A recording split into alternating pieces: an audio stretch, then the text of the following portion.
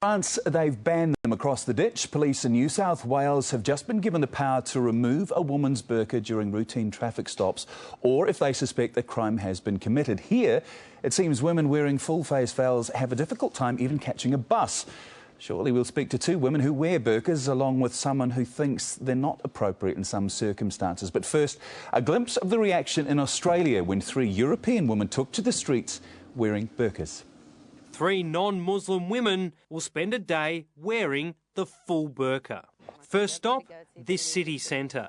It's just after 10 a.m. and the women immediately feel the weight of stares. People are staring, seriously staring. I'm stealing yours. I don't know how I'm drinking my coffee. This guy actually walked past, turned around and had another good look. We then take the ladies to a busy mall. All is well, then this comment from a passing man pushing a pram. Okay, show me your licence. Wow. I can't believe Lovely. you just said that. Then a verbal attack from these seemingly harmless ladies enjoying a coffee. You're very good. If you thought I was real. A lot of anger. We can't see yours. Why have you got yours covered and they haven't? Because it's my choice. Your choice is right. Well, that's ridiculous. It's not in a free country then. Why are you so angry? Angry? Yeah. The sight of you want not. So that was the action in Australia. So what's it like wearing these garments here in New Zealand? Is the latest incident with the bus drivers typical? Well, joining us now are 2 women who know all about the reaction, Movina Rashid and Fazana Saeed, Muslim women who wear the veils or niqabs in New Zealand. Welcome to you both. First of all, watching that story, how typical is that of the reactions you get in this country? Is it the same? Well, the reaction it varies a lot. It's not that extreme sometimes for us. For example, the latest case that's happening with the bus driver, that has never actually happened to us, that sort of extreme behaviour. But sort of remarks that you can see happening in Australia, that does happen on a regular basis sometimes to us. So you get people saying things like, take it off, I can't see your face? Yes, sadly we do. Definitely. And Movina, that's been your experience as well, on a daily basis? Not on a daily basis, but you do, if you're in a mall or if you're walking, yes, people will come up to you and say, remove that, why do you need to wear that? Your reaction to the young women being told to get off the bus, what did you think when you first heard that? Well, New Zealand is a tolerant and diverse country, and I was quite surprised. At the same time, saddened that she had to go through that. I didn't expect anyone to have that reaction of a woman covering her face just to enter a bus. What sort of things are said? We saw it, we'd hope we're a bit more tolerant than Australians. Is it that bad? Is there a variation? It varies. Some people are like, take it off, while others very sadly come up to you and say, you know, you don't have to wear that here. And then you have to, well, at least, and some people do come up to you and they say, ask nicely, so why do you have to wear that? And that's, I think, the best way to come up to us, because we're all very willing to just explain our belief to you. There are situations, though, of course, where you've got to take them off. You've got to show your face. How do you cope with that, both of you? Well, we live in New Zealand, and in New Zealand there are both genders working in every single profession. And it has been more than comfortable. For example, we both are educated, we both travel, we both study. It has never caused a hindrance to us. And for us, it is very important for us to understand, to be able to comply with that as well, for the New Zealand standards. Movina, at the most extreme end of things we've seen in France, they've been banned altogether. Is it a fear that that could ever happen in this part of the world? Do you think we're a little more enlightened, or could that happen? I think we're a little more enlightened. I'm hoping that would never happen in New Zealand. New Zealand is known as a very tolerant and diverse society, as I mentioned earlier. But it is quite sad that in fact, the saddest thing is what the media has portrayed with regard to the niqab. And all the negativities, I think, when they refer to the woman behind closed doors in Afghanistan, that is not the issue here.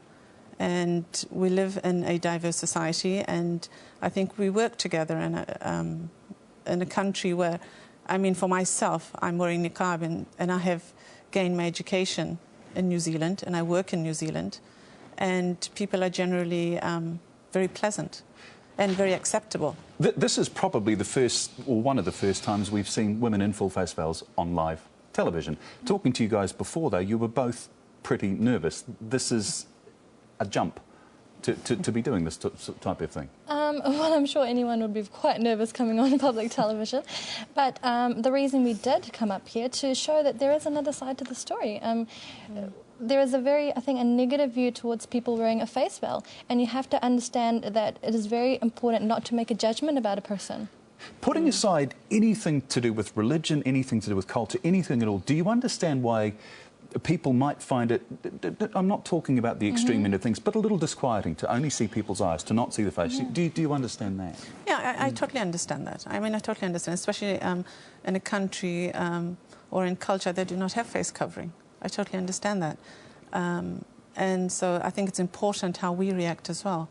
It's very important when I see someone, reacting in a very negative manner, that I do have an understanding, yes, well, this person, it's something new for him or her. So, yeah, I mean, I totally do understand that, but at the same time, I think we need to take a step to educate ourselves. Right. OK. We will come back to you in a moment. Along with us tonight, also from Wellington, is Race Relations Commissioner Joris de Bres, and with me here in Auckland, Glenn Carpenter from New Zealand Christian Network. First of all, Glenn, your reaction to what's happened to the young woman on the buses, the young women on the buses? Well, I was sad too, and I agree with these two ladies. I also feel sad for the bus driver, and maybe there's a need here for some education on what is actually covered under human rights and Bill of Rights legislation. Maybe it wasn't clear what issues were there. But I think that, I mean, my wife works as a counsellor, and to know that there's a new thing now called maskophobia sort of opens up a whole new area of counselling. Convenient, though, isn't it, that they both had the same condition that most of us wouldn't have even heard of? Yeah, I wasn't sure whether it was tongue-in-cheek when I first heard it, to be honest. I also agree with the ladies that some of these issues that have been put up there as objections to the burqa or the niqab are a little bit spurious in the New Zealand sense. Security is not a significant issue for us here in New Zealand, so I don't think people need to be too concerned by that. I think the issue of oppression of women, it's a valid concern in some countries. I don't know that that's necessarily a concern here. So, and I think we also need to keep the whole issue in perspective. If the figures in New Zealand are anything like the figures in France, where I think it's something like 1 in 50,000 people wear a burqa, we're talking about probably in the whole of New Zealand of only about 80 people. But the big issue for us, and I think, and this is the area that I think the question you just raised, people in New Zealand are concerned. Not everybody. Some people are happier, more comfortable with it, others not so. But I appreciate the fact that there is a recognition of those concerns. And I appreciate the fact that your next person is Joris de Bres, because he and I work together on interfaith dialogue matters. And many of these things can be resolved just by talking through the issues. Joris de Bres, if I can get you from Wellington, what has been your reaction to what you've heard tonight and to the young women on the buses? Oh, I really feel for the young women who didn't get onto the bus. And I think it was a matter of concern for the company that 2 employees should have had this reaction, because whatever people personally think, when you are in a position of, whatever level of power or control, controlling the entry to a public bus, or running a shop, or working in a government department, being an employer, then you have a responsibility to respect and honour the Bill of Rights and the right to freedom of religious belief. And Glenn is right.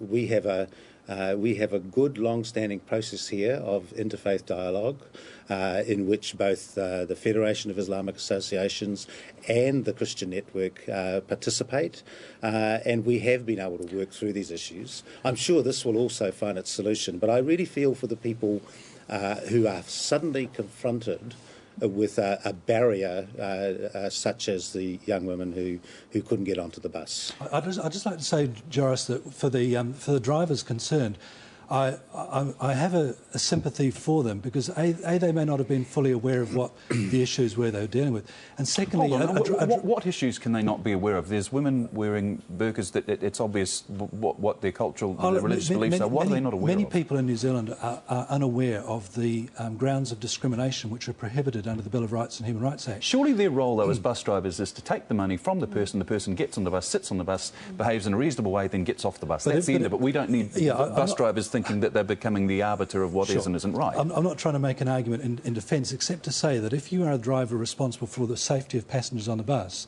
if you happen to be one of those people that we were just referring to that is concerned about safety issues, I'm not saying whether or not that's right. Why is it a concern about a safety issue? If a person came on and there are more and more people with full-face Māori tattoos, which can look pretty threatening, yep. If they said to them, hey, buddy, you're a safety issue, there wouldn't be enough room for them to run. Absolutely. And I've said that I think that the safety concern and issue in New Zealand is overblown. That doesn't mean to say that there aren't many people in New Zealand who have that safety concern. Now, they see stories from overseas. They have fears, and of course maskophobia by definition is an irrational fear. They may not be aware of the fact that in New Zealand this is a very, very insignificant issue. And if they're caught between having a concern for the safety of passengers on the bus, and if they had a genuine concern, I'm not saying whether it's valid or not, I can understand where they're caught between the two issues. Do you think we are going to get more tolerant with time? This culture has been here a while. I think so. I mean, I think Joris would agree. This is a very, very tolerant culture, and people can come to New Zealand from other religious groups and probably enjoy a level of freedom and tolerance in New Zealand that's unparalleled in the world. All right, Mavina and Fazani, have you heard what has been said here tonight? What are your thoughts? Are we on the right road, or are we just taking a really long way of getting there? I mean, I agree that New Zealand is a tolerant society, but how long is that going to last? How long are they going to accept Islamic culture? Mavina, are you any more assured tonight that we're on the right road?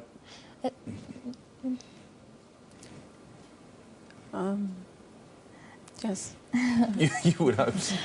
I would hope so. I think it's very important, though, that, I mean, it's not about educating others, it's about educating yourself. The information is out there, you just have to be open to understanding it. All right, to all of you, thank you very much for coming in and discussing this. So what do you make of it all? How do you feel about women in New Zealand wearing veils or burqas? Log onto our facebook.com/closeup or send us an email, closeup@tvnz.co.nz, and let us know what you